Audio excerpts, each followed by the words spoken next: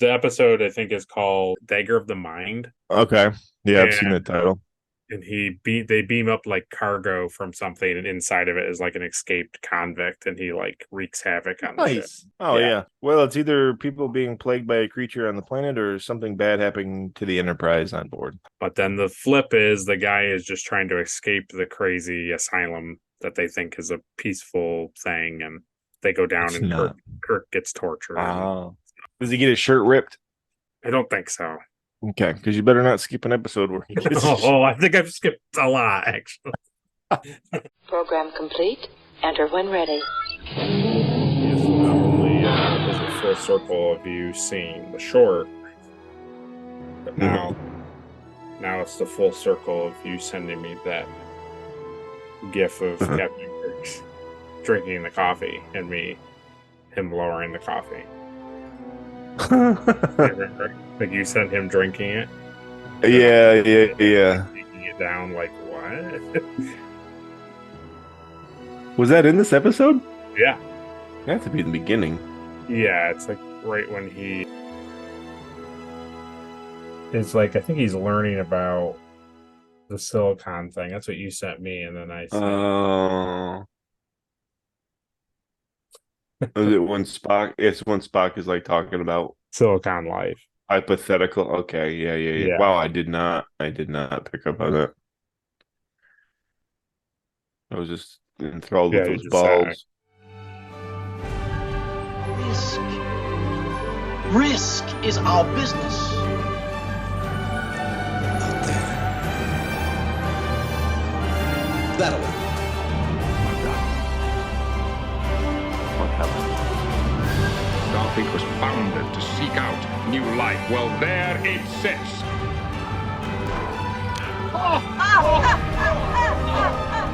Sounds like fun. Rock and roll! 6, We're not afraid of diversity. We don't persecute it, we embrace it.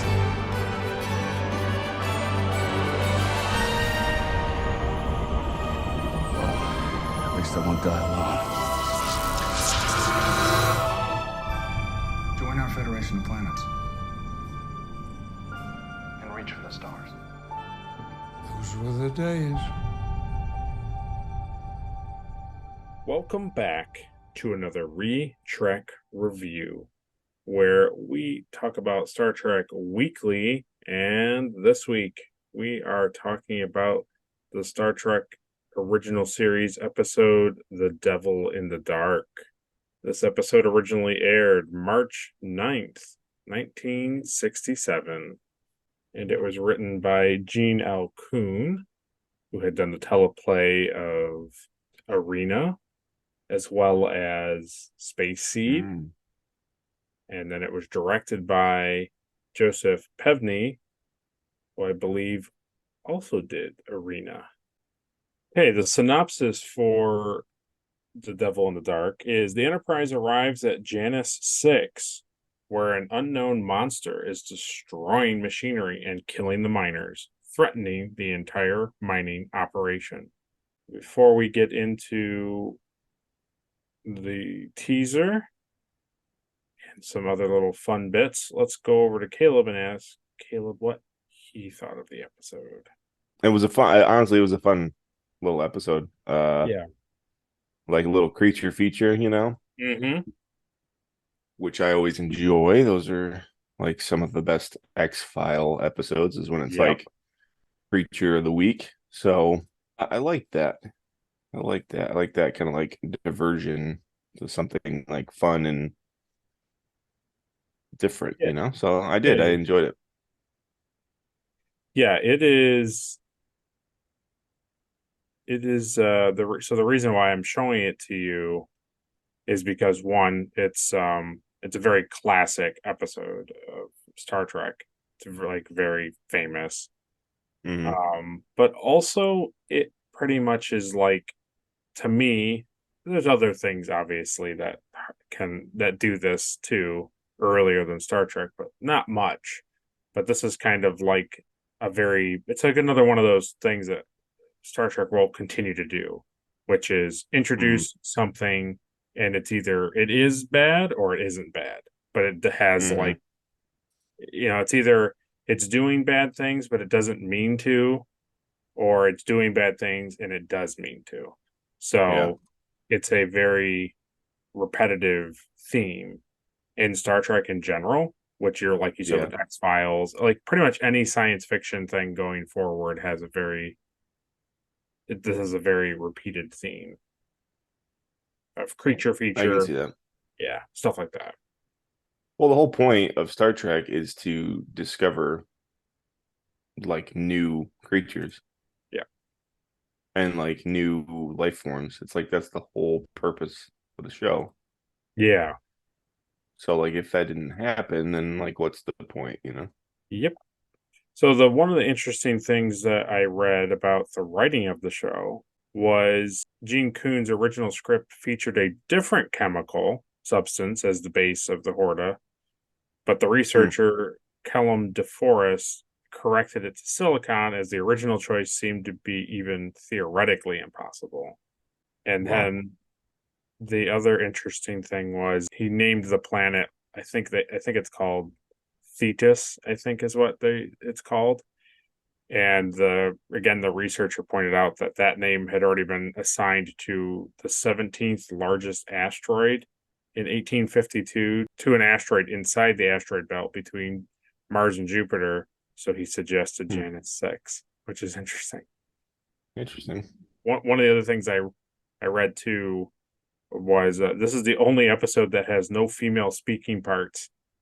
And Gene Roddenberry noted to Gene Coon later in a letter, we should make some more use of females as crew members in Planet stories, or find some way to include females among groups of miners who are here on planet years at a time. He says, you want to make it not phony and unbelievable, but we have to keep in mind that we're in a century where women are granted equal status and responsibility with men. So just an interesting thing. That's funny. And then that's right, the really big thing, which I didn't even know when I was just trying to read. It was a guy under a blanket. That is 100% true. Yes. No, but this is the thing that I think you'll appreciate too, because I didn't even know anything about this. So William Shatner received a call on the set from his mother informing him that his father had died. Oh man. So the crew was ready to shut down production, but he insisted on continuing. During the rest of the day, he took comfort in Leonard Nimoy and cinematographer Jerry Finnerman, whose father had died on a movie set less than 7 years before. And then his episode stand-in, Eddie Paskey, recalled shooting certain scenes in this episode and had high praise for Shatner during the time, stating, as soon as we wrapped with that show, Bill left. We came to find out that as he shot all day long, he was preparing to get on an airplane to go home. His father just passed away. No one knew until he was actually gone. And, that says a lot for the dedication of the man. Yeah, that's crazy.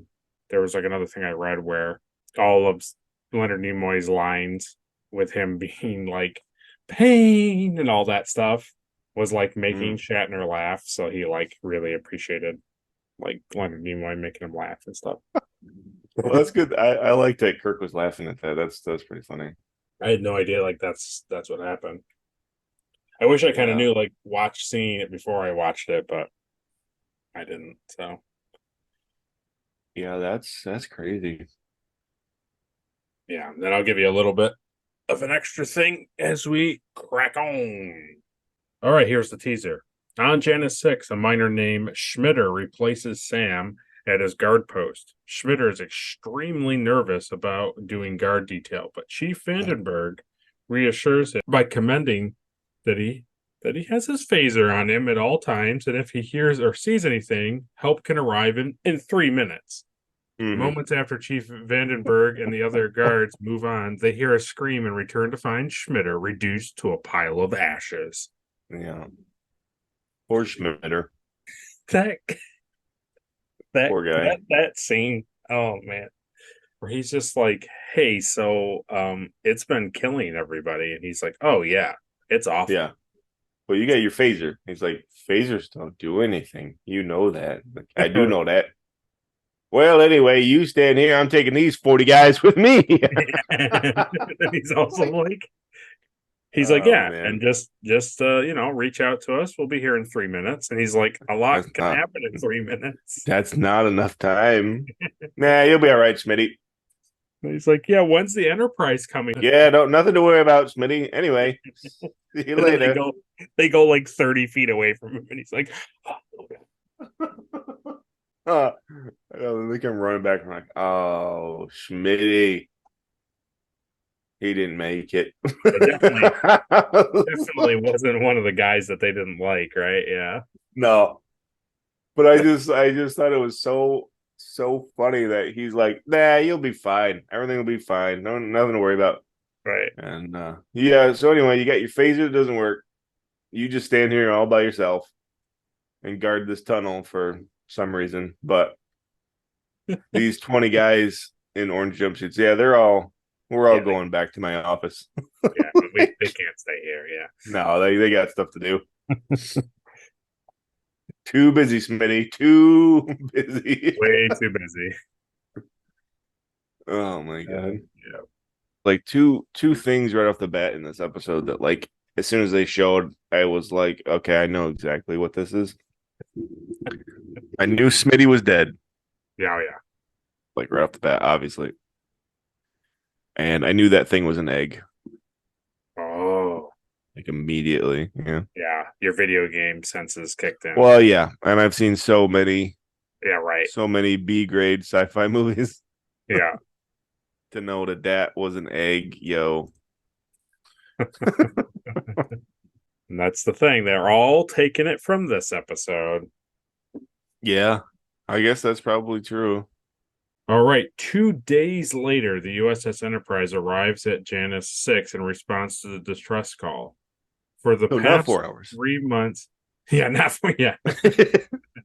For the past 3 months, the creature has been terrorizing the mining colony, killing more than 50 people, sabotaging machinery on the lower levels, and bringing the Purgium production to a halt.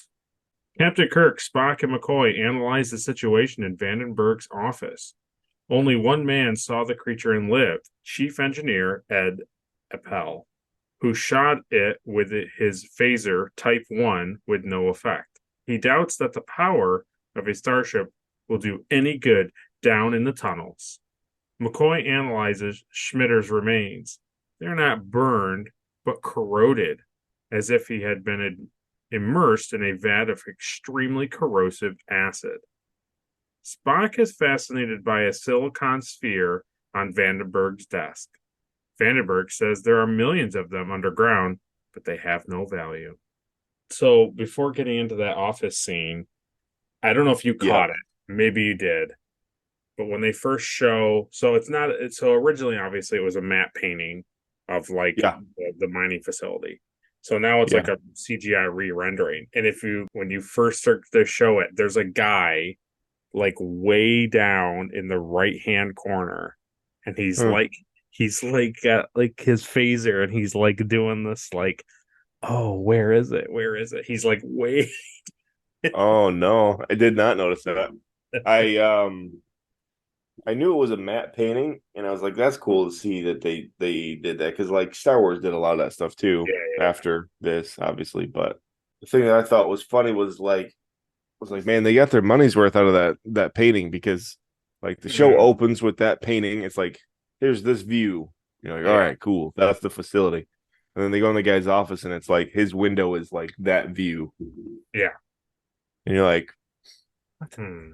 Doesn't really make sense that his window would be all the way outside the. Yeah, you have to walk like 6 miles to his office. Yeah. But you know what was cool? So that must have been rendered, like, updated, because like when the camera pans through the office, that painting kind of like moves. Oh yeah. I couldn't tell. There must have been parts of the cave too in this episode that were like enhanced to Definitely. like because it kind of seemed a little off. Yeah, Definitely when the creature comes through the wall, I that's figured 100%. that was all. Yeah, Yeah. Because before yeah, it's like the wall just turns red and then he just comes out of the hole. Like it just is a fade, instead of it looking like an actual burning rock. yeah. Yeah. It's funny. It's funny to see like watch these for the first time and like not realize all the time that like they've been like CGI and enhanced stuff Yeah. like that, you know. Hmm.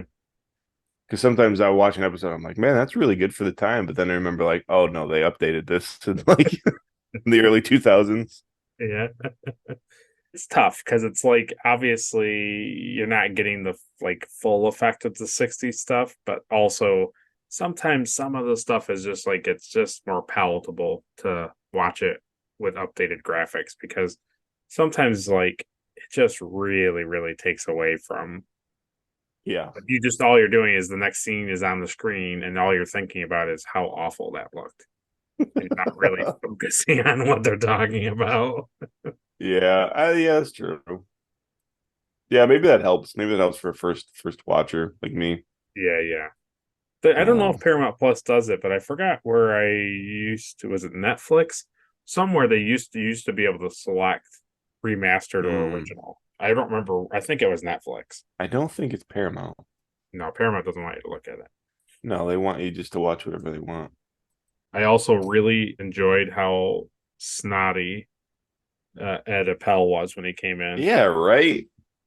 Like, oh, you're here with your fancy ships and your guns and your Starfleet uniforms. That's gonna do nothing. Like, okay, dude, calm down. Yeah. Like, we'll just leave. How about that? Yeah, we'll just head out. Yeah. Oh, I'm sorry. I washed my jumpsuit with a bunch of red stuff and now it's pink, so I'm just mad in general. I can't say I don't know anything. Oh man. And then the whole even Spock kind of gives it to him because he's like, "Well, I shot it," and Spock's like, "Excuse me, you shot at it," and he's like, "No, I shot it, and I shot With it." this. Yeah. And then It's like, Spock's well, that's a phaser number one. You need a phaser number two. And if that doesn't work, by God, we'll use a phaser number three. It's the first time in the show I've heard it referred to as a number two. Look at you. You are always spotting the things that they only do Yeah. once in an episode. Once, yep. Well, because we've made them, so Yeah, I know that they're called. I know Yeah. phaser one, phaser two, and I've looked at enough blueprints to know nobody calls it a phaser number two. Nope. Now I know that. on paper, they might call it a phaser type 2, but nobody ever calls it number 2. I've seen type two, yeah. Is that your phaser number 2? Oh yes, I Set your phaser number two to the stun setting. That's good. Yeah, I pick up on these things, Yeah. And so the little silicon sphere that's on the desk is also a bouncy ball painted gold. A bouncy ball. Oh, like Yeah, like one of those big plastic ones. That's pretty good. Yeah. I just picture the poor prop guy painting like tons of those. Oh, tons of them. Then he had to make the broken ones too. Yep. Oh, that guy didn't get any sleep that month. No, he definitely didn't. No. No, he was up for hours doing that. You don't need no sleep. You don't need to sleep. We need eggs. Paint those bowls so your job is over. I'll talk about it when we get there. There's a funny thing that I thought was funny, and I'm curious what you thought about it too. It was funny. Yeah, it'll be funny. I think so too. Here is the end of Act 1. Their conversation is interrupted by an alarm at the colony's nuclear reactor. The creature has killed the guard outside, burned its way in, and taken the reactor's main circulating pump, without which the reactor will go supercritical and irradiate half the planet. Well, I guess, Mr. Spock, we've been You'll given have a your choice. wall. No, he says we've been given a choice. We can either die by asphyxiation or die by being irradiated. Those are some good choices. I just thought it was an interesting choice. I don't know if you picked up on it, that like the set design person was like, you know what makes a cave floor look like a cave floor is if it just has like junk and crap all Yeah. Okay. I was gonna bring that up too. over. Okay. Like every scene they would walk through, they were like, "Oh, we got to step over this giant gear." Like why? What? It's a mining facility. There'd be pots and things all over the place. You know what it is? Yeah. It is specifically to show that they're in a different section of the cave. Oh yeah. Yeah, definitely. So it's like they have that one cave Yeah. for the show. And they have like two guys walk through it and then they go, "All right, cut." Right. And then they run in, they're like, "All right, put this gear over here by this wall." Now it's a whole different section of the cave. And like it is what it is, but like that's Yeah, a good easy way to do that. Yeah. And I think the reason why they were showing the floor so much is because they had to keep showing burned like people things like on the ground. So they're focusing on the ground. It's just funny. The only thing that I was kind of like, I had to just accept that this is 60s television and it's okay, was that every single time a guy died, he was like, "Oh my god, oh my god, oh my god!" Yeah. And then it would, whatever, leap on him or whatever. And he had no time to even think about pulling this phaser out.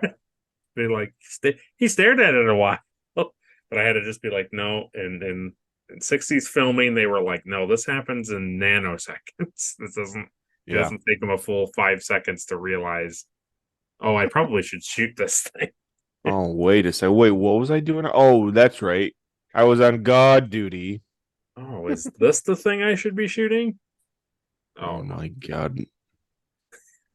This can't be the creature that's about to. And then, of course, it's like, it's the typical like hero trope, right? So Kirk and Spock see it and they're like, and they stare at it, right, in disbelief. And they're like, all right, shoot it. Yeah, oh yeah, they got plenty of time to. Yeah, they're fine. Yeah. But those poor guys in the cave down there, they like, you see them, and then they hear the, and they're like, huh? Oh, Yeah. It's like, okay, just shoot it, dude. Like, because then the guys show up and they're like, oh, that one scene where Spock shows up and he's like, he didn't even have time to pull his phaser. It's like, the audience saw that he did. Yeah, you showed us that he had time. Yeah. Well, maybe the big issue was that it looked like a giant moving piece of goulash. So it could have been. Man, yeah, it looked like a big burnt piece of lasagna. When they're holding the, maybe you would hesitate firing at it too. You'd be like, oh yeah, that can't be. Turn into Garfield, Yeah. Oh, I hate Mondays. Oh, lasagna. I'm gonna eat all this lasagna before John shows up. I went to Garfield. That's all right. It's the best thing to do. Garfield's always funny and timely. Oh yeah. Scott reports from the Enterprise that he can rig up a replacement with some odds and ends that might last 48 hours. Kirk orders him to beam down with it and hopes that within time the original pump can be retrieved. Yeah. He's like, oh, Scotty, he's a miracle worker. Oh man, I love that he was like, oh, a PK whatever 15. He's like, or 50 or whatever, and he's like, oh yeah, I've heard of those things. Those are old. And he's like, yeah, Yeah. could you make one? He's like, no. No, no, Captain. Certainly no replacements aboard the Enterprise. I haven't seen that model in 20 years. But I bet if I get some wires and tubes and things, I could recreate it in about 3 seconds.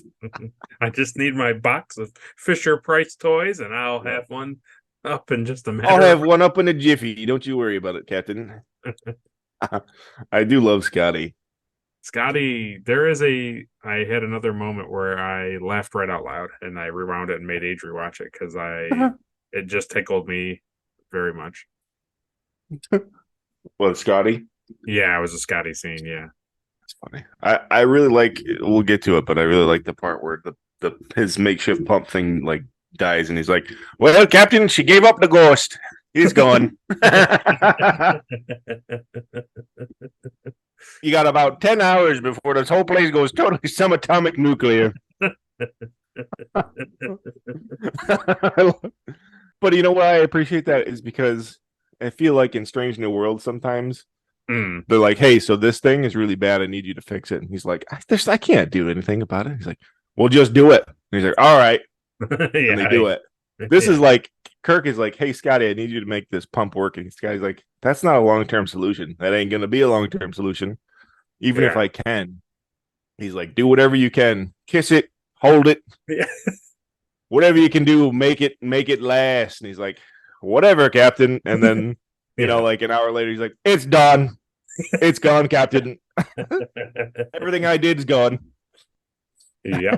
So I like how that's more realistic than like newer. Yeah. You know, they're not beaming serum into Spock's eye, you know. Yeah. Well, yeah. Not yet. Oh, not yet. No, yeah. No, they will. They will. Oh yeah, definitely. But I like that. I like that. Spock, still contemplating Vandenberg's sphere, speculates that they may be dealing with a silicon-based life form rather than carbon-based life. This would explain why the creature does not show up on sensors and why it was impervious to Appel's phaser. Kirk summons Lieutenant Commander Kyoto and a security team, and Spock adjusts their Type 2 phasers to be more effective against silicon. The security team is dispatched to level 23, which was opened just before the attack began. Kirk orders them to set their phasers to maximum and to fire whether or not attacked. I like that. Yeah, go ahead. No, you got it. Giamoto is like level 23, huh?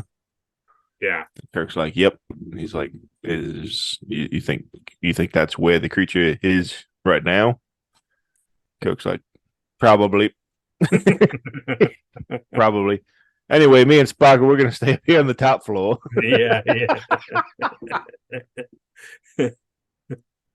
I like seeing the actual like red shirts finally, like a group of like security guys, you know. Yeah. Does that Giamoto guy come back? Is he like a? Oh yeah, I think only one red shirt dies in the episode. Yeah, but I mean, he's like a part of the show going forward. He's like the security. Oh gosh, probably because Giamoto sounds like he's the like chief security guy. It would be nice, but no, I think he's only in like 1 or 2 episodes. Because he was cool. He's like the older guy, you know. I like that. I like how he was like the old security guy in charge, you know. The funny thing, so they're in Vandenberg's office, and Spock is like obsessed with the sphere, right? Yeah. He's looking at it, and then he suggests silicon life, and McCoy immediately is like, "You idiot. You stupid. That's not even theoretically possible for me, a doctor who does nothing." And then Spock's like the science engineer. Yeah. He's like the science. And Bones is just kind of like, he gives you a hypo spray, and he's like, that's not even possible to be silicon based. And they keep going back and forth, and then you can tell Spock is like, I think these are eggs. You can tell that that's what he wants to say. He's like, I'm not going to say anything. He's like, nah, McCoy's been Yeah. kind of ribbing me pretty heavily about Yeah. this subject, so I'm going McCoy's to give been it a making fun of me, and it bothering. says you humans would call hurts painful. Painful. Pay. Pain. So yeah, Mockery. Mercury. I know that is funny, isn't it? Isn't that funny? Yeah. McCoy was like, no, not And he even. comes and he comes right over to him too, right? When he's gonna you can tell he wants to tell Kirk it's eggs, and then McCoy comes right up and he's like, huh? What are you gonna say about him? Like, huh? What stupid thing are you about to say? Exactly. You half-wit, halfy. A security officer is killed by the creature, bringing Kirk and Spock to the scene. They see the creature and fire on it, damaging it, but it gets away, tunneling through the rock with its acid. They examine a piece of the creature, which seems to prove Spock's theory of silicon-based life. Spock detects only one such creature within 100 miles, and suggests that to kill it would result in the extinction of the species, a crime against science, he states. Kirk says there is no alternative. So the thing that was really interesting, and I don't really understand why they did it, Spock is like, oh, well, if we kill this thing, it's a crime against science and we probably shouldn't. And Kirk's like, well, we have no choice. Like, we have to because we need this pergium or pergium or whatever it is, right? It's like we need it. Yeah. And Spock's like, yeah, I agree. We do. It's a sad thing that this to happen. And then time goes by, and then he says, capture it. And Kirk is like, no. Yeah. Why did you even say that? Mm-hmm. And he's like, well, I just thought this was the logical thing. And then he's like, well, you know what? Maybe you should go to where Scotty's working. And he's like, like, he's trying to get rid of him. Right. And he's like, well, what? Like, Spock's like, what do you mean? And now you think there's this weird tension between Kirk and Spock, right? But then they just flip it on its head and it's like a comedy scene. He's like, well, the odds of us, either one of us dying is this astronomical, like, huge odd. And then he's like, really? Well, then you should stay with me. And I was just like, what is this scene? Like, why did you build to this and then make it like a comedic relief? It was so weird. I felt that too a little bit. Yeah, came out of nowhere, Yeah. You kind of figure that it's more or less Kirk being like, hey, so there's no reason for both of us to risk our safety. Right. Because like the Enterprise needs one of us. And it kind of feels like it's a fake excuse, right? To get him to go not be a part of, Right. So like Kirk, it's almost like he doesn't trust him, right? Right. You feel like if he runs into the creature, Spock is going to try to like save it instead of kill it. Right. And then the opposite happens, Right. Which is funny. Yeah. It seemed like he was trying to get rid of him. Yeah. And then Spock gives him the odds of both of them dying is like super high, and he's like, all right, well, let's go then. That sounds great. That actually sounds more fun if we both went. Yeah, it was kind of weird. And then, like you said, even later when Kirk is confronting the creature, Spock is like, kill it where it stands. And you're like, what is happening? Captain, may I remind you, Captain, it's a man killer. It's killed man. But yeah, he flips again. Yeah, he really.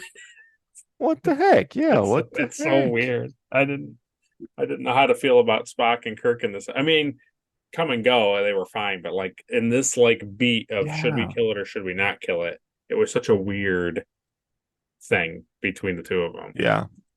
I mean, I guess realistically, like your opinion would change constantly in that kind of situation. Sure, of course. But like for the audience, it's kind of confusing, Yes. When Spock is holding the broken off piece of the lasagna, you can see, and I'm like, there's totally a guy's hand inside this whatever it is, like a cushion, and he is just like, He's just doing the, like stretching Yeah. his hand inside So of that it. means like off camera, there's a guy like crouched down by like Spock's Like legs, and he's laying like, right. Exactly. Right. And those guys just gotta act like there's nobody there. Not a single person. that thing was very clearly just a big piece of like expanding foam. like Oh yeah. like the kind of like the great stuff that you like spray like in your Yeah. I think that's all it was, and it was like carved and just painted quickly. I like it. That was the thing I couldn't understand what were they trying to say it was. Uh-huh. Because the red meat sauce looked like lava, but then when they're like it's a rock, like, well, what is it supposed to be? Like, I don't get what it's supposed to look like. Well, yeah, I don't know. Yeah, because even in the end, when Bones is like, "Well, I can't fix it. Dang it, Kirk! I'm a doctor, not a bricklayer." He's like, it's made out of rock. I can't fix rock. And then he like beams down. He's like, yeah, beam down concrete. It's made out of silica. Yeah. And you're like, okay. Yeah, right. So I guess, yeah, I think like Like, a is it silica. gems or something? Or is it like he says it's kind of like an asbestos, is what he says, right? Yeah, yeah, And I'm like, okay, but like why does it look like the brown stuff didn't bother me because that looks like a rock. But the yeah. weird like yellow, red, white, orange, like lava streaky things on I it, don't know. it didn't look like that. It looked weird. Yeah, I don't know. When he But first explains it as being like silicon based, my brain immediately goes to like silicone, which it's not the same thing. It's like right. it's like yeah, it's like stone and basically like asbestos because like that like if you cut concrete it's like Mhm. silica dust and it's like very cancerous, Right. so it's like that type of material. Yeah. It says the Horda, the creature, was Mm-hmm. played by Janos Prohaska. Uh-huh. Aside from playing this creature, he also designed and created the suit for Hmm. producer Robert Justman.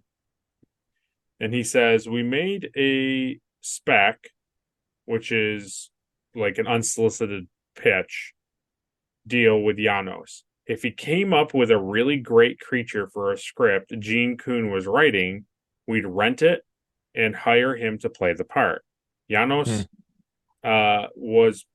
was back within a week's time with his custom designed creature. It was a large pancake shaped glob of gook with thickened raised center and fringe around its circumference. It sure didn't look like much. As Janos took the glob out of sight to put it on, Gene Kuhn raised an objection. Bob, why are we wasting time with this? Suddenly the blob skittered around the corner, making straight for us. Then it stopped, curiously, backed away, and rotated in place. The blob gathered itself up, quivered, made a whimsical up and down movement, grunted, and skittered away again, leaving behind a large, round white egg. Oh wow. So the Gene, guy yeah, he like demonstrated what he could do with it. Gene Kuhn was dumbfounded. He watched the creature giving birth, and when the creature suddenly turned and scurried back to nuzzle its child, Gene was sold. Great, he exclaimed. It's perfect, just what we need. Then he excitedly hastened back to his office to finish writing the script. that's pretty So, cool. yeah. So they basically gave this guy a shot. He created it. He acted it out, and then they were like, yeah, dude, that's awesome. We'll make it into the show." I really like that. I like how he showed up with it and they're like, this is awful. Like, what is this supposed to be? And then he like demonstrates how it works, and they're like, oh my God. So we're at the halfway point. So go down to the comment section and leave the word vodka lasagna, is what I want to say. The search teams focus on where the creature was seen. Spock gives them orders to surround it and possibly capture it, but Kirk countermands him, stressing that the goal is to shoot to kill. Kirk orders Spock away to assist Scott with the reactor, but Spock counters with logic and Kirk relents. Spock states that the probability of he and Kirk both getting killed by the creature is approximately 2,228.7 to 1, to which Kirk ultimately allows Spock to stay with him. Scott's improvised pump fails and Kirk prepares to beam the miners up to the ship. But Vandenberg and his men refuse to be chased from the planet. They vow to fight the creature, with clubs if necessary, if there are not enough phasers to go around. So I missed my Scotty scene. It happens before this. It's where you were talking about where he's like, it doesn't matter, kiss it, hold it, baby it, whatever, right? Yeah. But right when he comes into the scene, that was another thing I want to talk about. So he comes into the scene and he's like, all right, Mr. Scott, how's it going? And he's like, it's a plumber's nightmare, but it's and he's like, I couldn't. Well, Captain, it's a plumber's nightmare, but it'll hold just as long as it will. How's it going, Scotty? Well, sir, it's a plumber's nightmare, but it'll hold for a bit. It has to hold longer than a bit. I'm sorry, sir. That's about the best I can do, and I guarantee it's not good enough. Scotty, right herd on it. Kind words, tender loving care. Kiss it, baby it, flatter it if you have to, but keep it going. I'll do what I can, sir. Oh, yeah. God, I did like that scene. As a former plumber, I was like, that is a plumber's nightmare. That is just a bunch of tubes doing absolutely nothing. Oh, I laughed. Well, Captain, she's a plumber's nightmare. laughed. Oh, man. Well, she gave up the ghost. Yeah. God, I love Scotty. The editing in this was like super strange. Yeah. There's one editing scene I really liked, but I had to rewind it because I was very confused.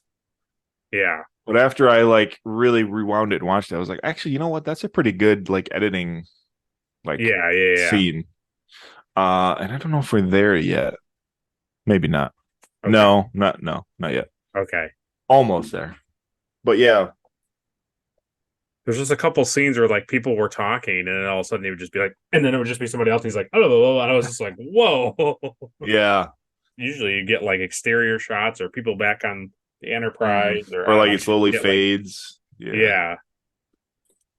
Yeah, it's the scene coming up that really stood out to me where he's, the miners are finally like, hey, you know what? So like we decided that after like 56 people have died, we're just gonna go down there now and we're gonna actually like try to kill this thing on our own. Yeah, we're gonna beat it with clubs. It's like, yeah.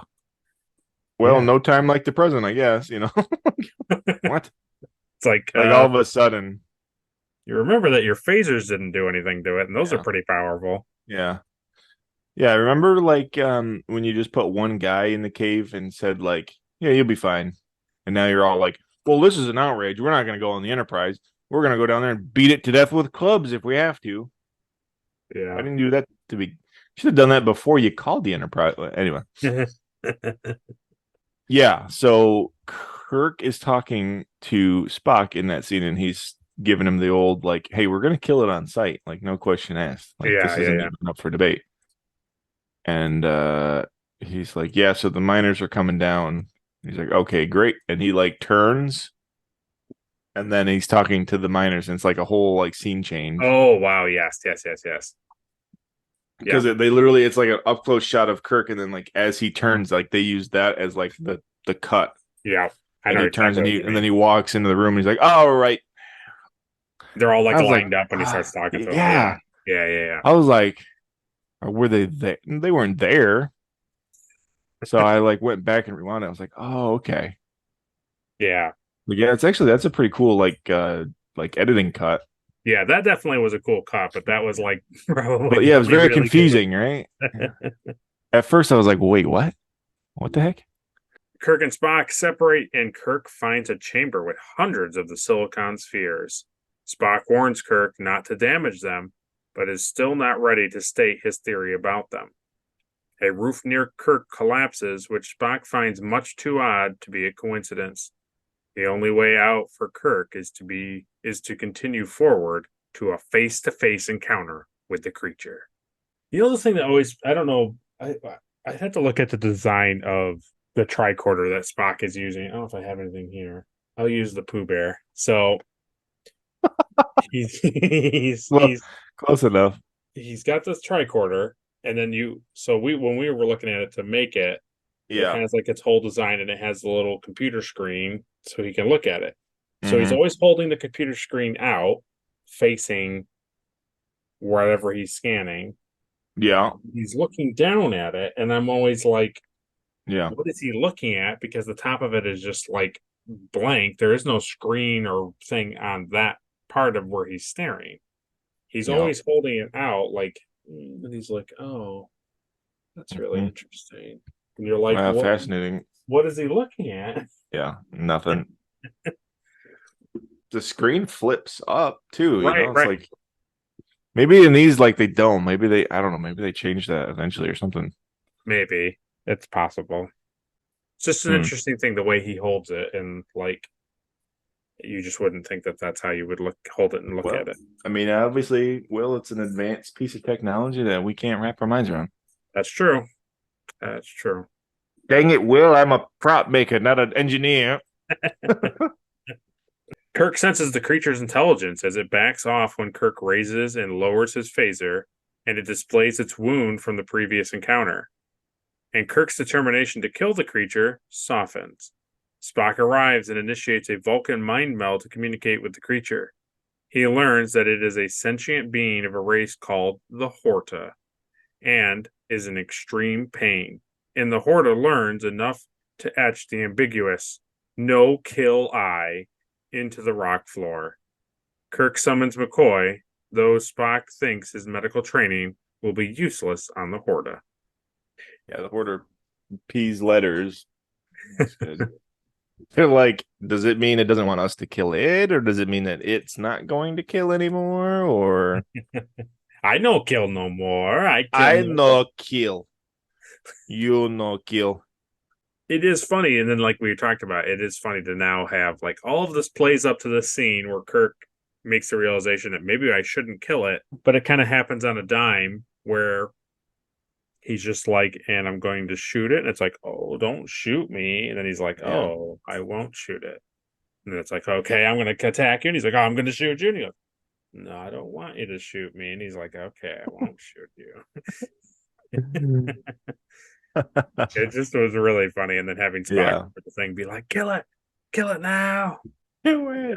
The thing that I did really like, as we know from Vulcan stuff, is he initiates the mind meld without touching it. So he only gets like feelings. He only gets like strong feelings and like senses, and they share just enough. But then later he's like, in order to fully communicate with it, like really, really get it to understand our position, like I have to touch it.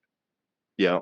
And I like that because that's kind of the big Vulcan mind meld thing, is like you have to have physical contact. They have to, as Vulcans, have to like touch. Yeah.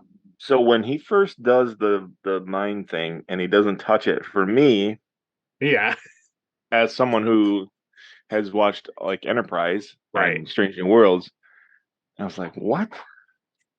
Like, what is it? What's going on? This doesn't. Yeah. I was honestly expecting like this to be the first, like this is where they got all that from, where he walks up to it and it's my mind to your mind. My mind. But he didn't do any of that. He literally just stood there and he's like, hey. And I was like, oh, okay. I guess it worked differently. But then like you said, then he had to touch it. And I was like, okay, gotcha. I think this is like the third time it happens in the series. I think in another episode, he does it to like a prisoner. Spock does it for the first time to a prisoner. Oh. I didn't show you because the episode's like, it's okay. They basically beam up. The episode, I think, is called Dagger of the Mind. Okay. Yeah, I've seen the title.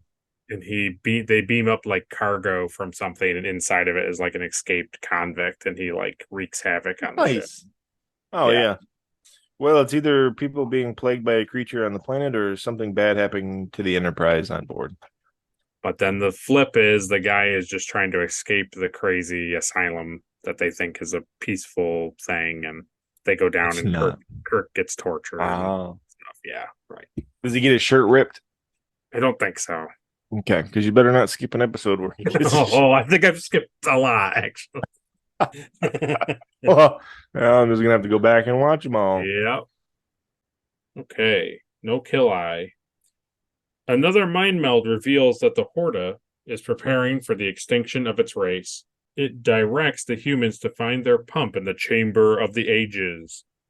Kirk tells Spock to communicate to the creature that they are trying to help. He goes to the chamber and finds about 1 million silicon spheres, which Kirk and Spock now understand are Horta eggs, ready to hatch. Yep. Oh my god. You have to pass the vault of tomorrow and go inside the chamber of ages. Sorrow! Past the corpses of the children of yesteryears. I really enjoyed that. Like this styrofoam creature has all these like crazy names for all this like tubes.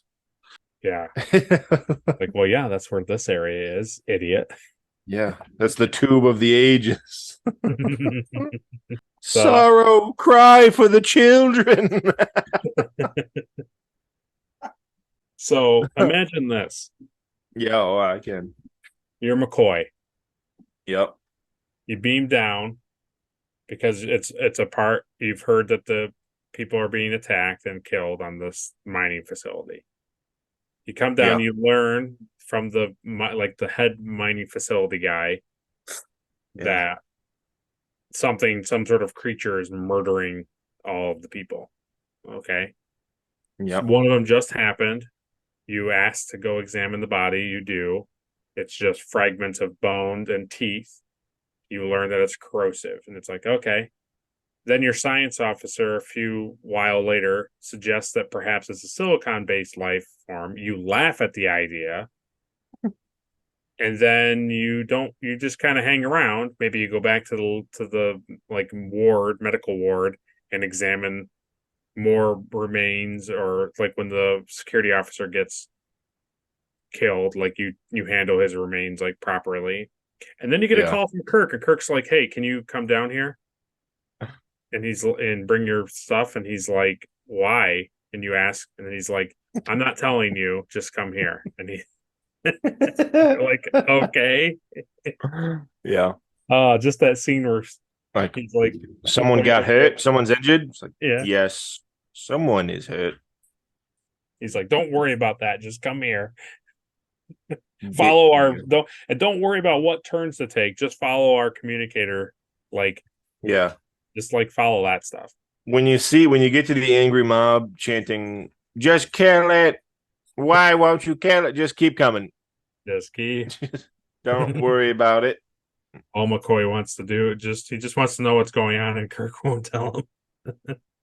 But several miners held apart from the confrontation by the Enterprise security team overpower it and stream into the confrontation. Kirk vows to kill the first man who fires, and explains that the Horta is a mother reacting naturally to the destruction of thousands of her children. The miners are appalled at this terrible misunderstanding and calm down. Spock adds that the Horta harbor no ill will towards no one. Kirk envisages a collaboration between the miners and a new generation of Horta who can tunnel through rock with as much ease as they do walking through air. So that was very funny. Yeah, you have this like angry mob, and they're like, "Oh, look, they're coming!" And they turn around, they like club all the security guys, and then they run in there. And Kirk's like, first person who shoots is dead. No questions asked. I will kill the first man.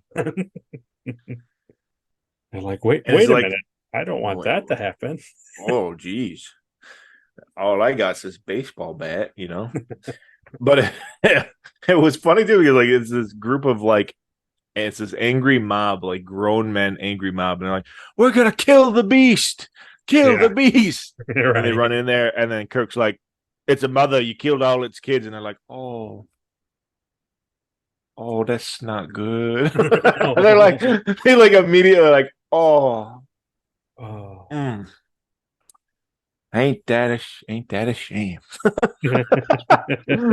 Like immediately, like they turn, Yep. Hey, 100% agree. They were like, "Oh no." Oh, we didn't know. How could we know? How could we know? How could we know these balls were eggs? We mined into this cave opening, and there was all these eggs, all like in this like nest area. But like, how would we know? Yeah, because even when Spock is like, these are kind of a geological oddity. Like, this is almost like an impossible thing. Yeah, what of it, Mr. Cook? We found it in the mine. See? Found lots of stuff in the mine. He literally, I think he said something like, he's like, well, we didn't ask you here to look at rocks, he said, or whatever. Okay. We didn't call you to look at spherical stones, Mr. Cook. Spock's like, yeah, even if this has nothing to do with it, this is pretty weird.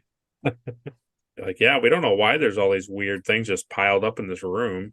We felt like breaking them. Yeah. We didn't care about any balls down here. I wanted a scene where, that guy's talking. He's like, oh, they're about to hatch. Oh, man. Yeah. So there's going to be tons of them down here. And I'm like, yeah. He's like, oh, okay. And then, like, at that moment, he realizes, oh, my God, there's one on my desk. Yeah.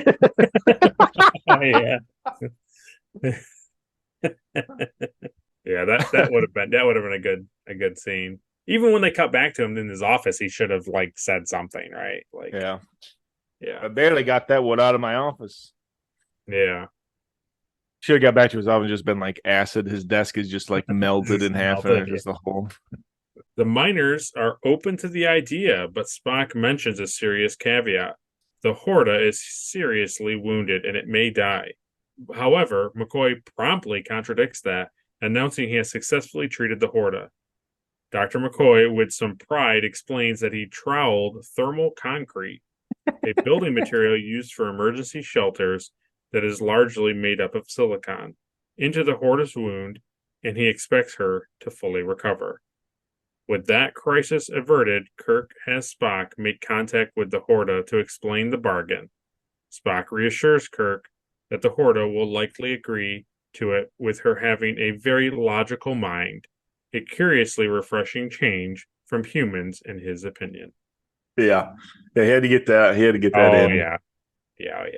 Like, oh, this blob of burnt lasagna is such a pleasant thing to talk to compared to you idiots.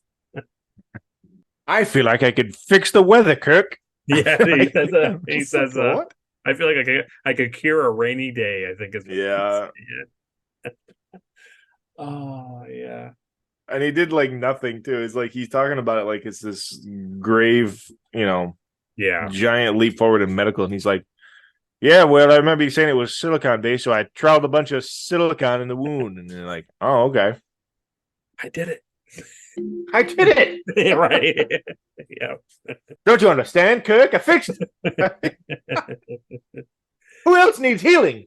Do you, sir? Do you? I wanted to. Yeah. Are you, sir?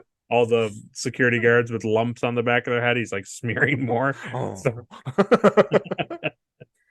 Are you waiting to receive my thermal concrete? Oh, he doesn't seem to responding to the thermal concrete as well. It's not working, Kirk. It's not working. In fact, he seems to be deteriorating. He's getting worse. It's almost like I'm introducing silicon to his bloodstream and he's dying. It worked, but now he's got stage 3 leukemia. Oh. Okay, here's the last little bit. The crew returns to the Enterprise, and Vandenberg radios in that the Horta have started hatching and have already found new mineral deposits. He even mentions that one can get used to their appearance. Spock says that the Horta told him the same thing about humans.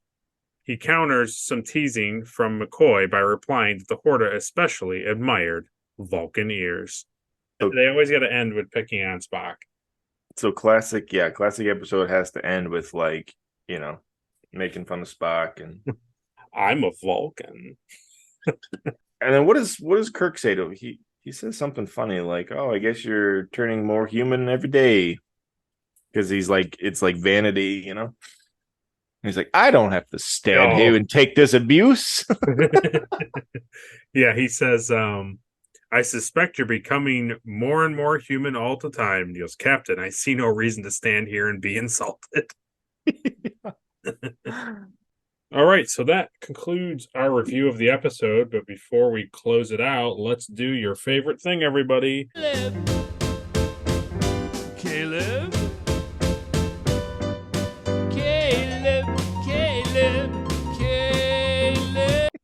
Caleb, who gets the Erica Ortegas Award for being the most unlikable? I didn't like the engineer guy, to be honest.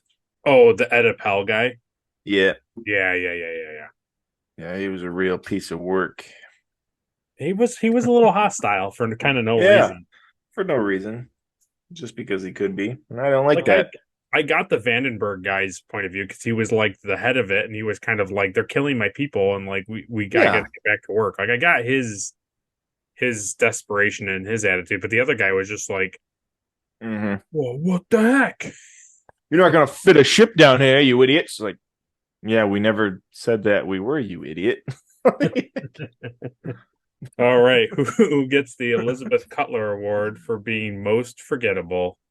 Man, I want to say the guy in the beginning, but I really liked him. Schmitter.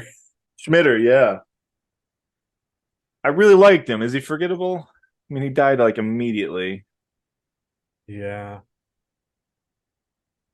I feel like if you're going the way of somebody dying, it's definitely the reactor guy, the guy who dies out in front of the reactor.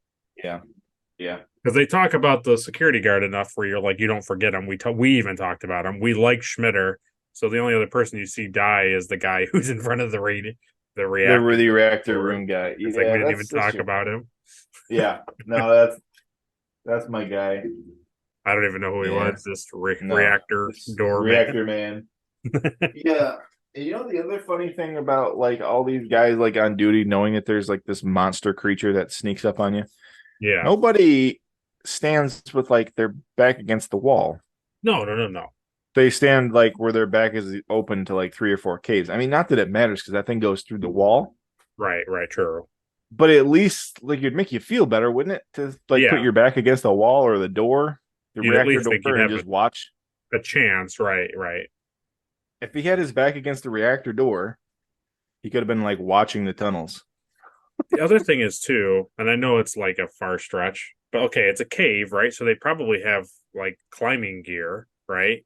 Mm-hmm. So why couldn't they latch onto like the roof, like the top of the cave and like hang? Because on one of those pillars, right? And like just like stay up top, like a tree stand. Yeah, and just like I had that thought too, honestly. Yeah, I don't know why they couldn't do that. Because then they wouldn't die. That's the problem. Yeah, true.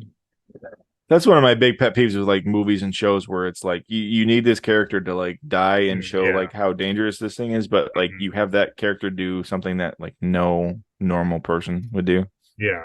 So who gets the Trip Tucker Award for being the MVP? Scotty. Yeah, Scotty too hotty. Keeps everybody pretty okay. I also like that the Horta, when it took the machine part, was just like, well, I'm not going to destroy this. I'm just going to hold on to it. Yeah, right. Yeah, that's interesting. Also, like, how did you get it? How did you grip it? How did you carry it? Like, don't ask. Yeah. Maybe it has like little hands, like underneath, like yeah. It probably has like a full human under there. Oh. It's like a skeleton. It's like a burnt skeleton. It just uses. It's one of the 50 miners. He's just barely alive. His face is like just bone because it's been scraping against the ground. Take the pot. It's like telling him through his mind. Yeah, and he's like, oh yeah. How do we always bring it to some movie? We always end up bringing it to some horrible. Yeah, it's because we've been on the internet too long. Because that's exactly. Yeah, we've seen too much. Half the stuff I think of, I'm not even like, oh yeah, that's like that from that movie. It's just in my imagination. No, it's just my not brain. Even from something. Yeah. Hey, you know what'd be disgusting and dark? If a half acid burnt man was being dragged through the caves and he was being telepathically controlled by this thing. Yeah, what a great idea. I like it. How to make the Horda a horror movie. Horda. Horda. Yeah. Horda. We could make it into we could easily make it into a black and white. Like 1940s. You could literally take scenes from this movie and just add like the like the modern day. Yeah.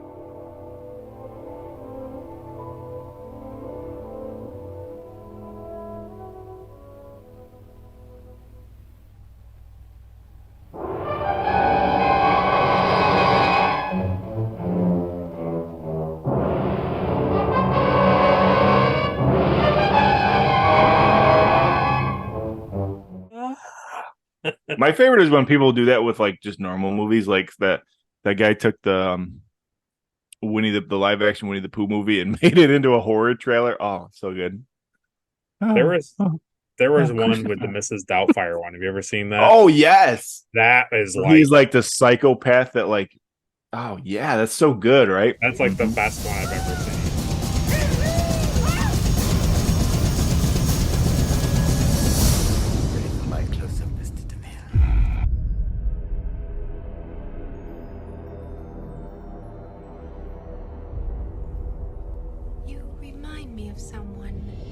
What gets the Shran Award for the best action sequence?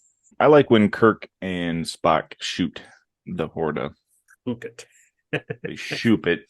They shoot that chunk off the back of it. Yeah. It's a good shot. It's a good shot with the Horda and then like them. I like this scene. Yeah, I like this. Like just both of them standing there shooting. It's pretty good. Good shot. Very Star Trek-y. Mm-hmm. What gets the NX Award for some sweet ship stuff? Here's the thing that stood out to me. And I don't know if it's like funny or if I appreciate it. But in the very beginning, when they're like, oh, okay, so do you have like a map system of the caves? Oh, yep, right here. John. Click. And he clicks it over, and it's just like, it's just lines. It's like, man, that is very rudimentary for like a space. A whole world dedicated to mining. I think he has to also like really, really pull on it at one point. Like it's like, yeah, because there's a guy back there holding it in. Yeah, it'll fall out if he doesn't hold it. Yeah. Oh, I like that. I thought that was funny. And then the other funny thing was they're like, I don't know how this thing's like sneaking up on people. It's all these cave things. Yeah. Kirk is like, when were these taken? He's like, oh, like a couple years ago. And he's like, oh, so before this thing showed up? He's like, yeah. What does that have to do with anything? It's like, obviously it's making new paths, but it's fine. Don't worry about it. Yeah, we'll do your job for you. We'll move on from this. That's funny because when that scene happened, I was like, yeah, okay, like, all right, yeah, I'm with you. Whatever, roll with it. There was a moment where I was just like, this is stupid. But then I was like, no, I'll roll with it. It was cool that a giant map came out of the wall. I'll go with it. Reminded me of being in school. Yeah. Like, where they're always like, all right, kids, today we're going to learn about Russia. And he has a giant Russia map, right? Yeah. Why do you have that? It's all. It's just Russia. Oh, that's the wrong one. Ooh. This one. Oh.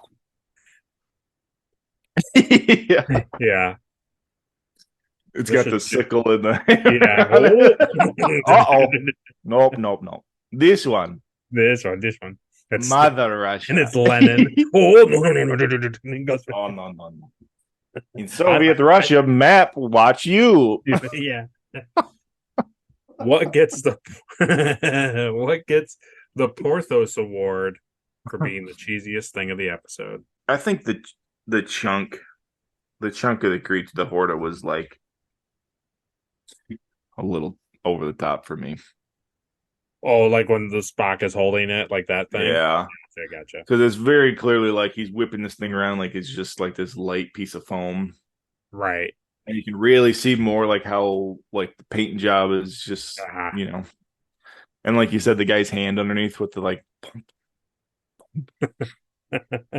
wow. Yeah. And it's supposed to be like a big rock, like a big piece of like rock or something. Right? Yeah. Yeah. Again, if you were watching this in the 60s on a tube TV, it would look amazing. Like 20 feet across the room, right? Yeah. Right. Yeah. Eating your TV dinner, you'd be like, oh, this is great. But now it's you just see it too well. All right, and finally, what gets the Enterprise Award for being the best scene of the episode? This whole episode, I really appreciate how, like, the Starship Enterprise it comes in and it has like full. They're like the FBI. They show up and they're like, "This is our scene. This is our anything we say goes." Right? Yeah. So the whole time Kirk is like giving orders to everybody, and I really like seeing Kirk in charge. Yeah. Of the situation. More so than you usually do. I mean, he's very much like the general giving orders to like everybody on the planet. So I really like seeing that for a change, but I really like the part where he like threatens those guys and he says like, first person who shoots is dead. like right off the bat, like no questions asked, just yeah. I kind of like that. I kind of appreciate that. I don't know. I think that's probably it. Yeah. No, it's a good scene. It's probably it. Yeah. I mean, I really like the Scotty stuff. Wow. Yeah. But yeah, I think that's probably the best scene. But it kind of like all kind of comes down to that scene too, you know. I agree. So yeah, that's my answer. Well, thank you for all the award giving. Yeah. So go down to the comment section where you can write what you thought of the episode. Let us know if you thought the Hoarders are cool. Did you like it? Is it one of your favorite episodes, like many people's out there? Let us know what you thought. Did you hate it? Did you hate the Horda? Next week. Oh. Is that a Horda egg? I don't know. Yeah. Yep. That's gonna be my next prop. Just a Horda egg. Yeah, I'm just gonna buy a ball and paint it. Horda egg. Horda egg. Then take a picture of lasagna. Okay. Next week we are going to cover another interesting episode called Errand of Mercy. Introduce something that Caleb has already seen but hasn't seen this way. So that'll be next week. What? So as always, you can go over to Caleb's channel to watch anything over there. He is pretty close to 1,000 subscribers, so go over there and just subscribe. He puts out cool stuff. So if you like the video, like it. If you disliked it, dislike it. Share it with all your friends and family and Trek enthusiasts in your life. Subscribe so you don't miss an episode, especially when they come out typically on Sundays at 5. And ring that bell for notifications so you can catch any other channel videos on the channel. Don't miss nothing. We appreciate you watching. And Caleb, send us out. Oh, good. I was hoping it'd be me. All right, computer, and program. See you guys. The Retrek Review is a Daystrom Holodeck podcast produced in association with the Plastic Underground Props. Hosted by Caleb Stoddard and Will Wilbur. Edited by Will Wilbur. Our intro song is by Kaylee Joy Rookledge. Our theme song is by Samo Studios. And our outro song is by Tommy T. Title card art created by Caleb Stoddard. Trophy art created by Adri Wilbur of Love by the Letters. Synopsis and written plot provided by memory-alpha.fandom.com. Star Trek is created by Gene Roddenberry, and all official clips and pictures are owned by Paramount Pictures. You can follow us at the Plastic Underground Props and the Daystrom Holodeck on Instagram and on YouTube. Thanks for watching.